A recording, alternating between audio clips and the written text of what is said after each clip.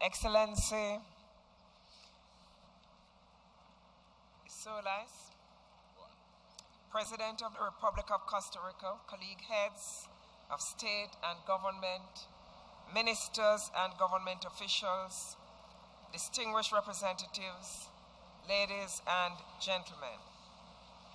It is with great pleasure that I join my colleagues in saluting Costa Rica as a host of the third Summit of Heads of State and Government of the Community of Latin America and Caribbean States, CELAC, under the theme, Building Together. I particularly wish to thank you, President Solis, for the sterling leadership you have provided as pro tempore President of CELAC. Your astute guidance throughout the year has served to advance the aims and objectives of CELAC and helped our regional movement to grow in confidence and legitimacy. As a representative voice of the values and ideals of the peoples of Latin America and the Caribbean.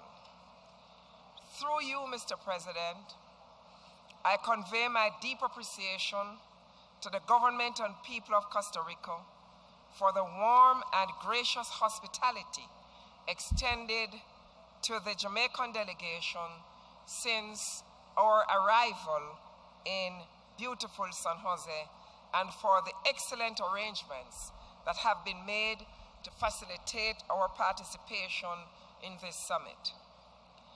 We thank also the government of Mexico, which has helped most graciously with logistical arrangements for Jamaica and other Caribbean nations attending this summit. I want to thank you. Mr. President, my delight in being here today is enhanced by the fact that Jamaica and Costa Rica have a long and storied history as Caribbean neighbors and family. The summit's theme of building together has been a historical aspiration of our peoples for over 200 years. Indeed, the political philosophy of the great liberator, Simón Bolívar, is often credited as a foundation on which the ideal of Latin American and Caribbean integration is built. We are extremely proud that this year we are celebrating the 200th anniversary of the historic Carta de Jamaica, or Jamaica Letter, which was written by Simón Bolívar on 6th September 1815 in Kingston, Jamaica. It was Bolivar's dream, recorded in the Jamaica Letter, to see our America fashioned into the greatest nation in the world, greatest not so much by virtue of her area and wealth as by her freedom and glory. This dream is alive today in San Jose and in Belén, Costa Rica. The historic anniversary of the Jamaica Letter reminds us that the road to regional integration has been a long one and remains a work in progress. Within CELAC, all 33 nations of Latin America and the Caribbean have resolved to create our regional space to engender trust and confidence, to project our unique identity and values to the world, and to promote our development, stability, and security in all their dimensions. I am therefore heartened by the bold and courageous move by the Republic of Cuba and the United States of America towards the re-establishment of diplomatic relations. This historic development, made possible through the visionary leadership of President Raúl Castro and Barack Obama, is certainly a victory for all the peoples of the Americas who have for decades called for dialogue, mutual respect, and an end to the trade embargo. We look forward to the concrete steps to be taken in this regard. I want to commend the two presidents, President Raul and President Obama, and to say to them, you are on the right side of history. I also look forward to Cuba's full participation in the Summit of the Americas in Panama this April, which will be the occasion of all 35 countries of our hemisphere to move away from what divides us and pave the way for us to be restored as a strong hemispheric family of nations. Mr. President, it is vital that all countries in our community receive understanding and support from each other for the particular challenges to be overcome and the opportunities to be embraced. For this reason, Jamaica is very pleased that some of the most pressing concerns of small island developing states and middle-income countries are included among the issues for consideration at this summit.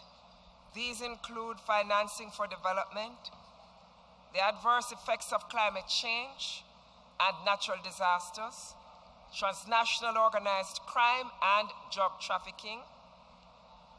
I'd like to urge us to take clear decisions on these issues. At this, the third CELAC summit, I invite my colleague heads of state and government to consider and adopt the declarations which speak to the various concerns of our countries. Allow me to highlight 3 declarations submitted by Jamaica. The special declaration on the initiative of erecting at the United Nations in New York a permanent memorial in honor of the victims of slavery and the transatlantic slave trade. The special declaration on small island developing states, SIDS, and the special declaration on challenges facing Latin America and Caribbean middle-income countries. Mr. President, the theme chosen for today's general debate, the fight against poverty with an emphasis on transparency, accountability, and the fight against poverty is of critical importance and relevance to the governments and peoples represented here. As I said before, quoting one of our national heroes of Jamaica, Marcus Mosiah Garvey, when he said, "Poverty is a hellish state to be in.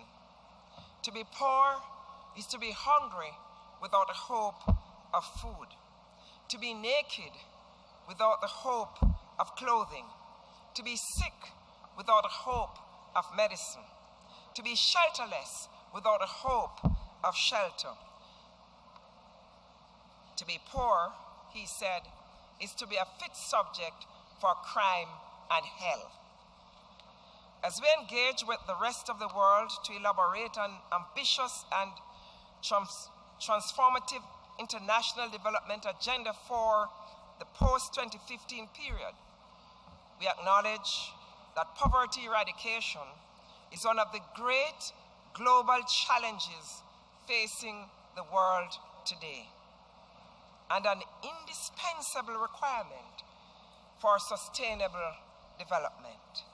It is for these reasons that the initiatives being undertaken in CELAC's action plan to fight poverty and hunger and ensuring food security for all are so important.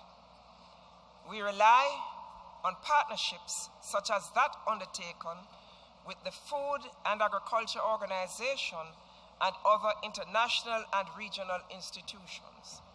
Such partnerships are necessary if we are to raise the millions suffering within our community out of the hellish state of poverty. We have a lot to gain if we commit to building together and to learning from each other.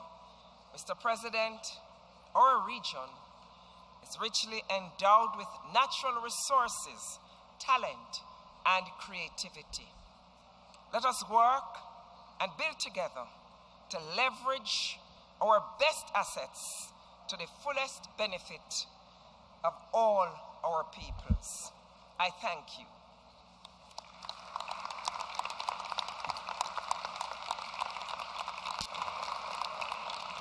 I thank you very much, Madam Prime Minister. Corresponde ahora el turno de la palabra al excelentísimo señor Canciller de la República Argentina, don Héctor Marcos Timerman, por cuyo intermedio quiero remitir a la señora Presidenta, Su Excelencia doña Cristina Fernández de Kirchner, el aprecio, el cariño de este foro y nuestros deseos de una pronta recuperación. Tiene usted la palabra, señor Canciller. Muchas gracias, señor Presidente, por sus palabras que serán transmitidas hoy mismo a nuestra Presidenta. Señor Presidente Solís Rivera, señoras y señores jefes y jefas de Estado y de Gobierno de América Latina y el Caribe.